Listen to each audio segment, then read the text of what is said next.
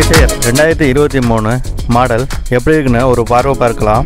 குறைந்த பட்ஜெட்டில் இவ்வளவு வசதிகளுடன் ஃபுல் ஆப்ஷனை கொடுத்துருப்பதே பெரிய விஷயம்தான். இந்தியா பொறுத்தவரை இந்த வண்டி வாங்குறது ஒரு ஒர்த்தான விஷயம்தான். மற்றபடி கல்ஃப் கண்ட்ரீஸை பார்த்தீங்கன்னா இந்த வண்டி வாங்குறதை விட வேற ஏதாவது செகண்டில் வாங்குறது பெட்டர்னு நான் நினைக்கிறேன். பட்ஜெட் கம்மியில் வாங்கணும்னு நினைச்சா இந்த வண்டியை கண்டிப்பாக வாங்கலாம். கீலெஸ் என்ட்ரி மற்றும் ஸ்டார்ட் கொடுத்துருக்குது கொஞ்சம் சிறப்பு அம்சமாகும்.